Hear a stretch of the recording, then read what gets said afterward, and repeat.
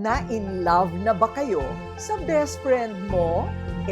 Ano na ang naging desisyon? I-friend zone o i-love zone? Ang hirap pumili, di ba? Pero paano kung pwede naman palang pagsabayin, best friend na, jowa pa? Yan ang kwento ng love story ni na Mark at Purple. Ang walang iwanan best noon. Nauwi sa pangakong I do na ngayon dahil hindi sila naduwag sabihin sa isa't isa na I love you, bestie.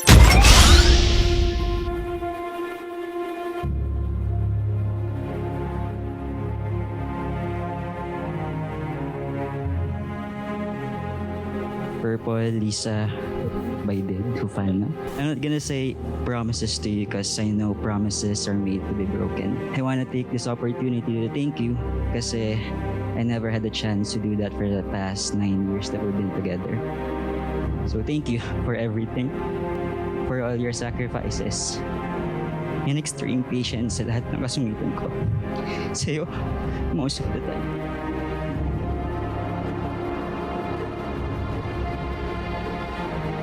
You became my seatmate at work, my friend, turned into best friend.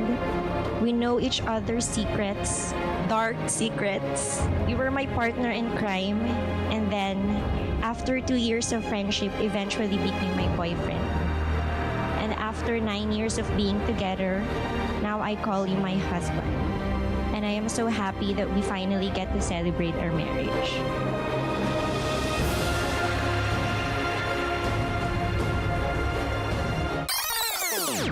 Kaasaran, kakwentuhan at karamay sa iyakan. Sila ang ating mga matatalik na kaibigan o best friends kung tawagin.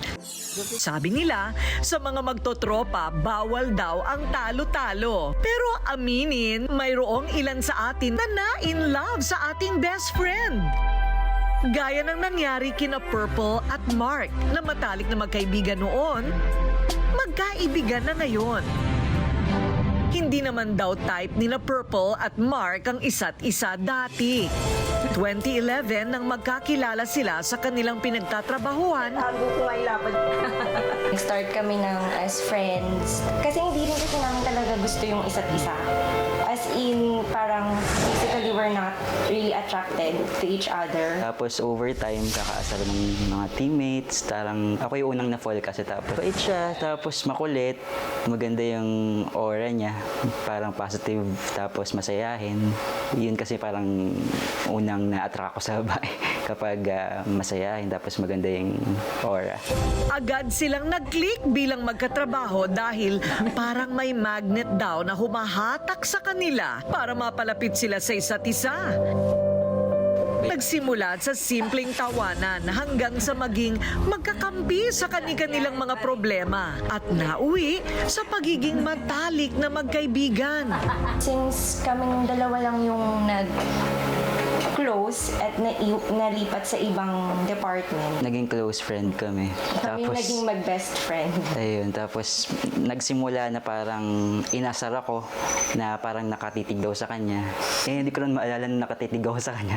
Tapos nagsunod-sunod na yung pang-asar ng mga teammates ko, yung manager namin.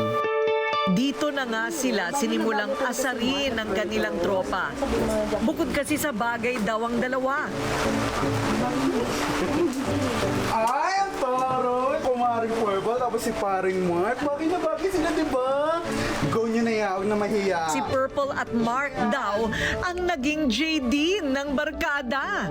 Baka kasi pareho kami ng anniversary. Oo, Feb 11 din. 11 din. Dami-dami niya kasing kamukha or hawig. Tapos parang at the end parang si Nadine yung ano. Ayun, sa office parang inasar-asar na kami. Tapos pininindigan na namin. Tuloy-tuloy na namin na kunyari JD ka. Sa pagiging magkaibigan nila, tinanggap ang mga kahinaan din ng bawat isa. Ang happy-go-lucky na si Mark, nahulog ang loob sa single mom na si Purple. Maagang naging ina si Purple, kaya ang tanging dasal ni Purple noon, makahanap sana siya ng katuwang sa buhay na tatanggap sa kanyang anak ng walang pag-aalinlangan. Hopeless romantic kasi ako, tapos syempre naniniwala pa rin ako sa love talaga. Naniniwala ako na kahit na nagkaroon ako ng failed relationship,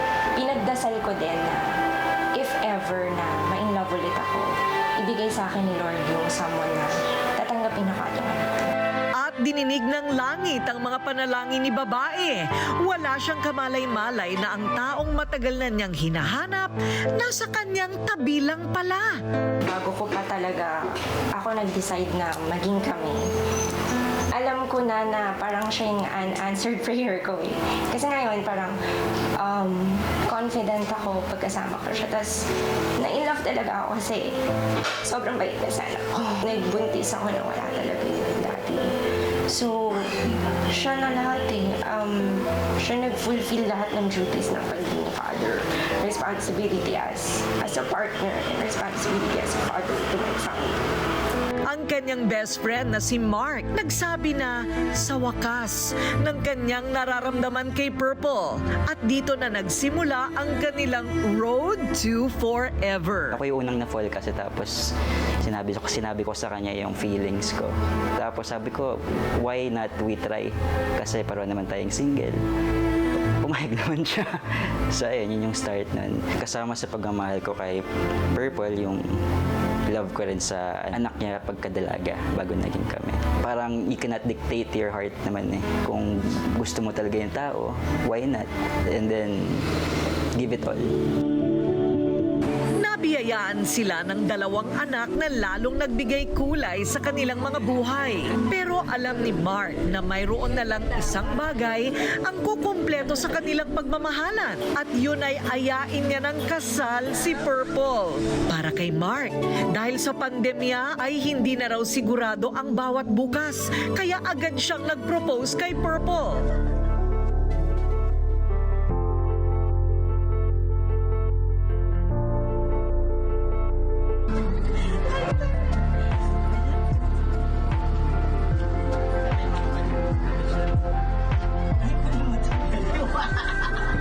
June 18, 2021, lumipad pa Boracay ang dalawa para sa nakatakdang pag-iisang dibdib na 9 na taon na nilang hinintay.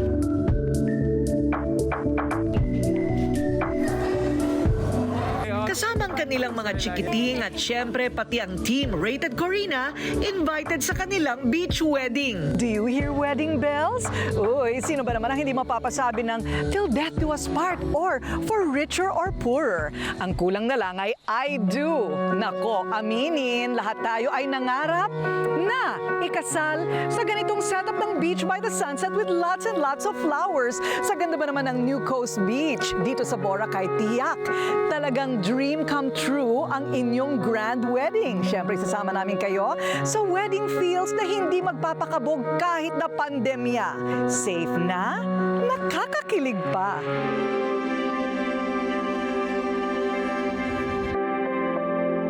Ang mala fairy tale na beach wedding na matagal na nilang pangarap, sa wakas, natupad din.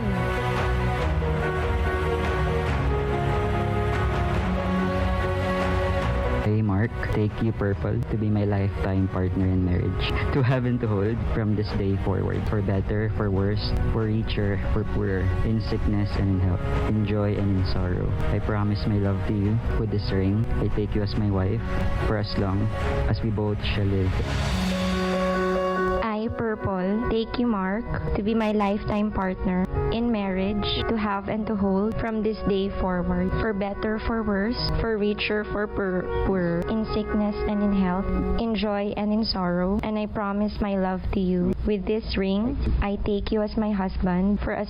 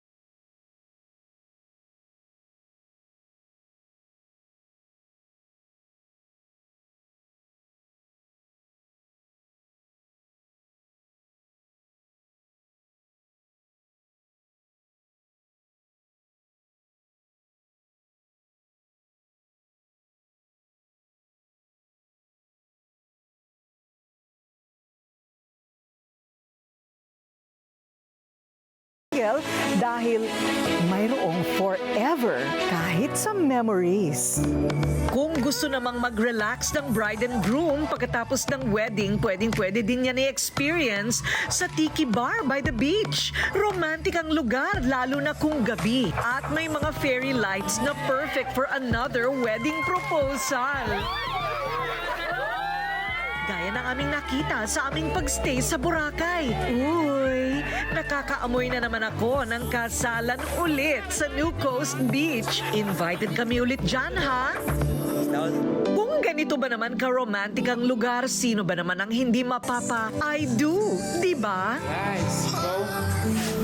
Sa hinabahaba nga naman daw ng prosesyon, sa kasalan din ang tuloy. At ngayon, kumpleto na ang love story ni na Mark at Purple.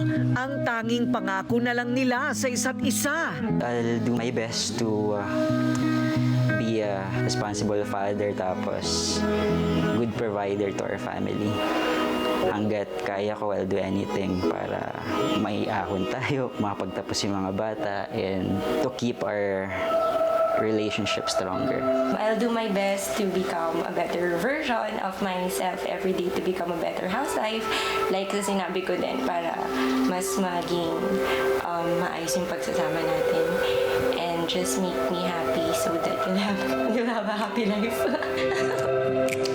Para sa mga taong hinahanap pa rin ang kanilang forever, huwag masyadong malayo ang tingin. Baka kasi nasa tabi mo lang siya, naghihintay. Malay mo, ang best friend mo na pala ang itinadhana para sa'yo.